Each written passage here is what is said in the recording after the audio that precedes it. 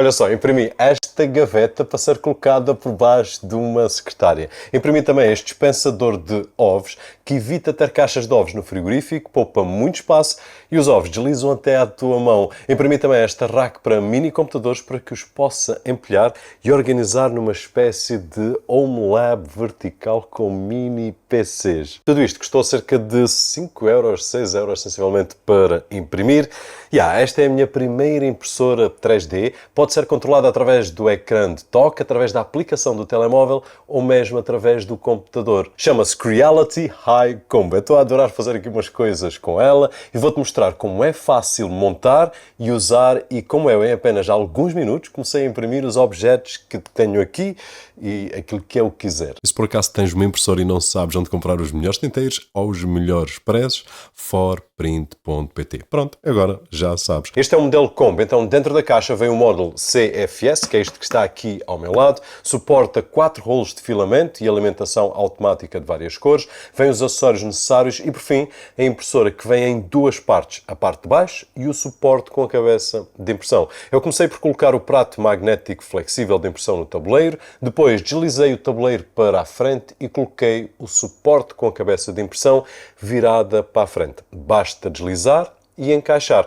Depois usei 4 parafusos incluídos para aparafusar 2 de cada lado do suporte para prender os braços à base. Depois, na parte de trás, existem mais 2 parafusos que temos de colocar em cada um dos braços e está a estrutura completamente montada. Eu acho que é o mais difícil e está safo. Depois retirei 2 pedaços de fita cola que vêm a segurar os fios e fiz a ligação desses fios no tabuleiro. De um lado 2 e do outro 1. Não tem nada que enganar, pois os encaixes são todos diferentes. Arrumei os fios dentro dos compartimentos e coloquei as tampas cinzentas de proteção para que os fios não saiam e não batam no tabuleiro quando este se mover para a frente e para trás. Agora liguei o cabo do tabuleiro que tem de ir para o motor e basta fazer ali o encaixe e depois colocar o fio de forma que fique preso no braço com aqueles 2 suportes e que a impressora possa subir e descer sem encalhar no fio. É super fácil e está tudo indicado na própria impressora. Tipo, muito mais fácil do que eu estava à espera de uma impressora 3D. De seguida, preparei o alimentador de filamento, que é o que vai segurar o rolo de filamento na impressora. Isto se não utilizarmos o CFS. E já vamos falar um pouco mais do CFS, que é este que está aqui ao meu lado, que suporta os tais 4 rolos de filamento, mas se não quisermos o CFS e se quisermos utilizar apenas este alimentador, isso é possível e ainda poupamos uns trocados. Aqui é só preparar o alimentador de filamento, que é o que vai segurar o rolo de filamento na impressora e basta colocar aqui este encaixe que depois vamos colocar a mangueira daqui a pouco. Depois é só encaixar aqui no topo da impressora, tem aqui a marca, é só apertar e está safo. Depois coloquei o tubo de alimentação, que vai desde o alimentador até à cabeça da impressora. E é só encaixar. E neste momento a impressora está completa. A estrutura e os tubinhos e por aí fora. Basta ligarmos aqui o cabo de alimentação, carregar no botão e tchana. Vamos tirar o autocolante do ecrã e começamos a configuração que demora talvez uns 5 minutos. Faz umas perguntas, ligas à tua rede Wi-Fi, opcionalmente podemos instalar a aplicação no nosso telemóvel, que foi o que eu fiz, e de seguida vai pedir para fazer uns testes e alinhamento. E esse processo é que pode demorar aqui uns 10 minutos mais ou menos. Dá para ires beber um café e quando voltares, ela já acabou os testes todos. Depois, no final, pediu para fazer um update ao firmware, que foi muito rápido, e agora sim podemos começar a imprimir as nossas coisas. No ecrã, ela tem aqui informação acerca da temperatura, o sinal Wi-Fi, webcam e tem também 5 separadores. O primeiro é a pasta onde vai guardando os projetos para imprimirmos. O segundo é a informação do filamento. Pode ser adicionado através do leitor de RFID do lado esquerdo da impressora ou então podemos colocar manualmente a informação. É simples, basta escolher qual o tipo de material e essa informação está toda no rolo de filamento que compramos. Depois tem a aba do controle manual, que eu ainda não vi necessidade de utilizar. A quarta é a aba das opções que mostra uma série de informações e podemos fazer updates, alterar a nossa rede Wi-Fi, ativar a câmara que faz as gravações das impressões e muito mais cenas que não vamos precisar para já. E por último, um menu de ajuda com tutoriais e guias que ajudam se tivermos alguma dificuldade e também tem o histórico que se houver algum erro, fica ali gravado. E agora já podemos pegar no nosso primeiro rolo de filamento e colocar aqui no suporte e no monitor da impressora inserir os dados, que neste caso é um rolo da marca Creality, tipo PETG,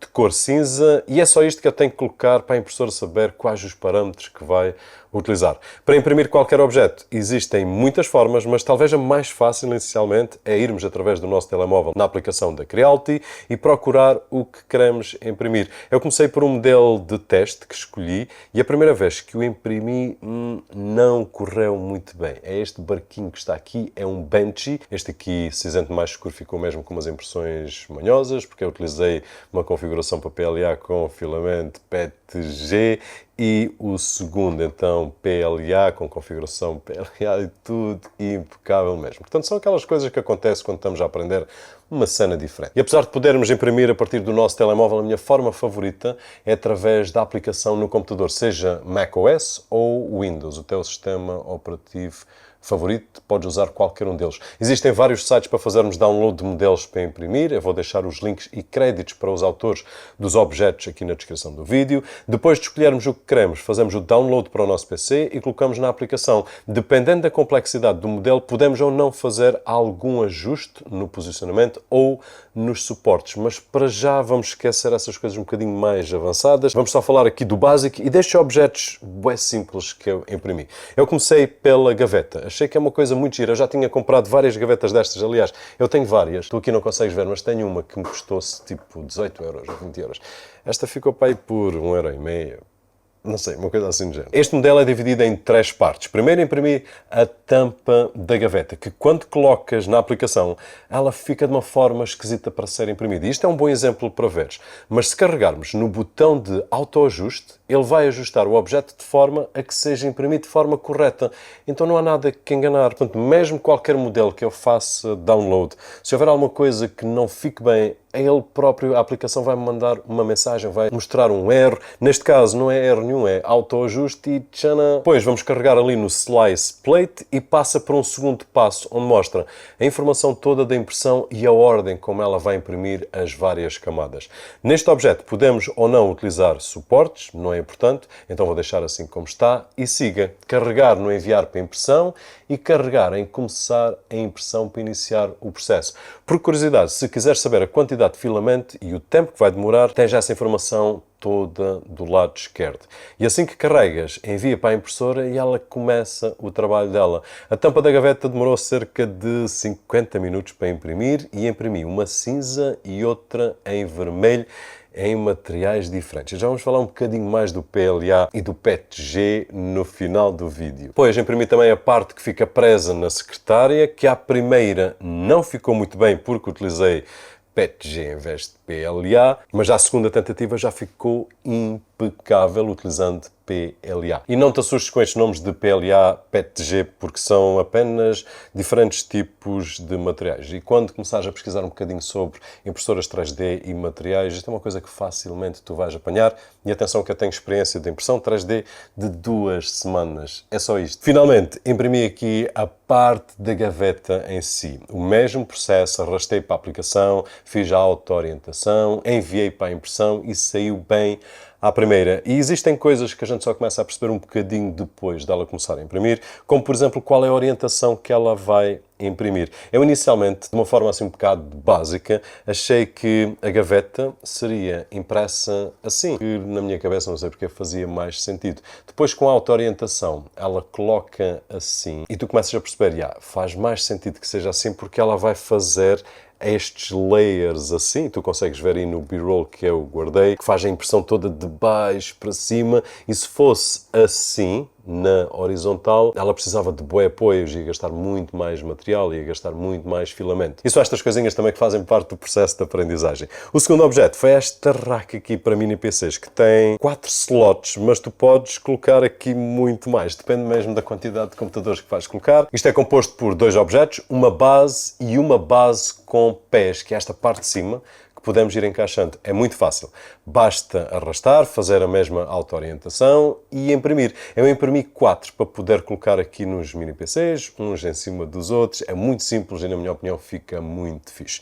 Depois, em terceiro, encontrei este dispensador de ovos, que acho que é uma coisa que está muito gira. Existe à venda também, já pré-feito. Se não quiseres imprimir, é só comprar, tal e qual como as gavetas. Elas existem feitas.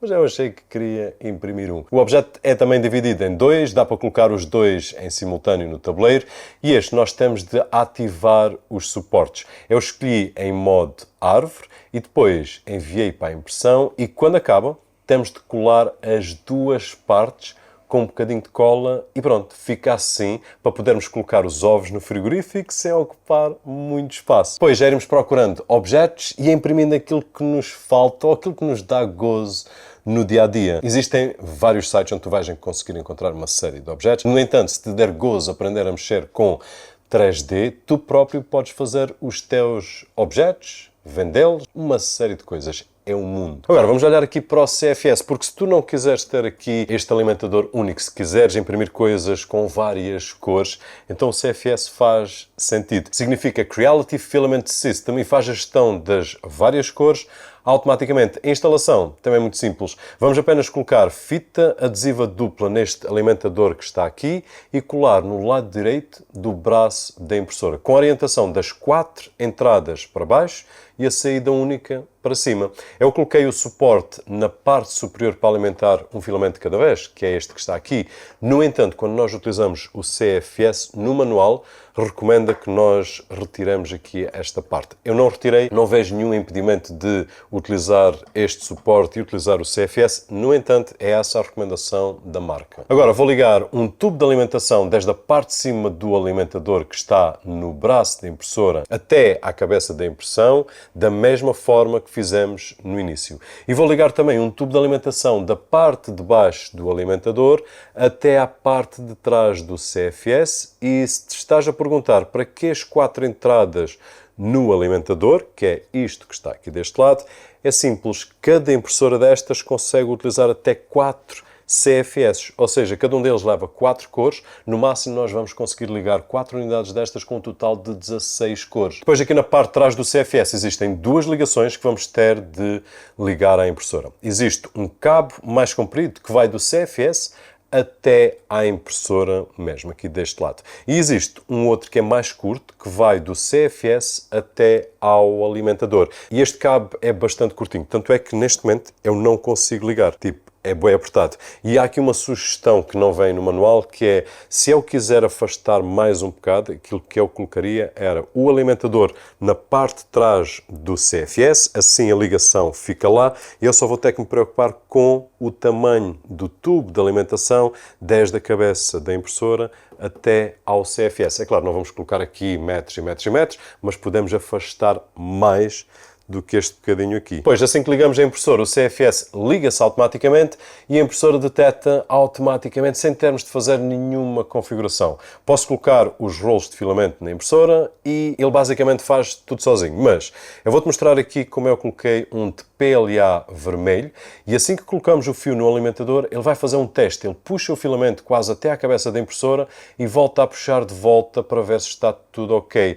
Se o filamento tiver RFID, ele detecta o tipo de filamento automaticamente e coloca lá os parâmetros todos. Mas estes que eu tenho aqui, como não tem, então eu tenho que colocar manualmente. É igual como fizemos no início e como utilizamos manualmente. Vou escolher a marca, o tipo de filamento, a cor e está. Depois coloquei um PLA branco e o procedimento foi exatamente igual. E depois coloquei um PETG preto. E se calhar este consegues ver melhor aí na imagem, ele a ser puxado pelo tubo de alimentação, vai quase até à cabeça da impressora e depois volta para trás. No final coloquei também um filamento PETG cinza e aconteceu exatamente a mesma coisa. Aqui a vantagem é que nós podemos imprimir modelos de cores sem ter de preocupar com mudar os rolos. Mas existem vantagens e desvantagens entre utilizar várias cores, utilizar CFS, seja nesta impressora ou noutra marca qualquer, principalmente tendo em conta os desperdícios. Problemas que eu tive até ao momento, em termos da montagem de utilização, nenhum. Uma experiência impecável.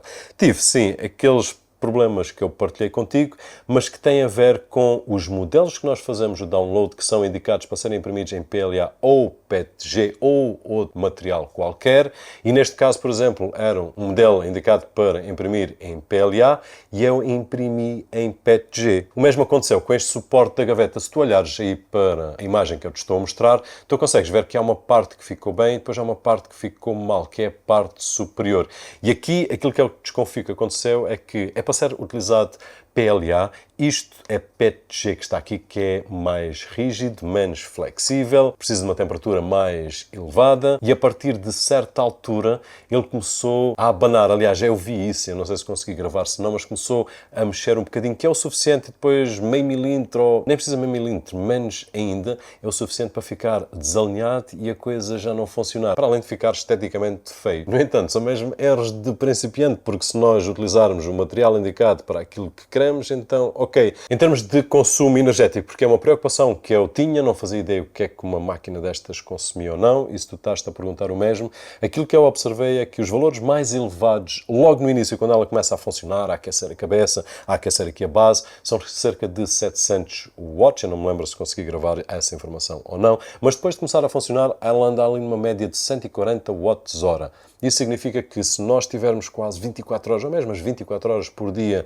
a imprimir, porque os projetos levam tempo, por exemplo, esta gaveta que está aqui, esta parte, levou cerca de 4 horas a imprimir. Portanto, é uma preocupação normal de qualquer pessoa se a máquina gasta muito ou não. Porque se eu estou a achar que vou gastar 1 euro em filamento para imprimir uma coisa que depois, em termos de eletricidade, me vai custar 30 euros, não faz sentido. Mas aquilo que nós vamos gastar em termos de energia elétrica, se tivermos a utilizar esta impressora 24 horas por dia, é entre 1.5 kWh a 2 kWh. Não consegui observar mais do que isto. E isto é 24 horas por dia. Eu espero que tu tenhas gostado do vídeo. Se assim foi, não te esqueças de deixar aquele thumbs up alguns por ali, que é muito agradecido aqui deste lado. O meu nome é Roberto Jorge e, como sempre, vemo-nos no próximo.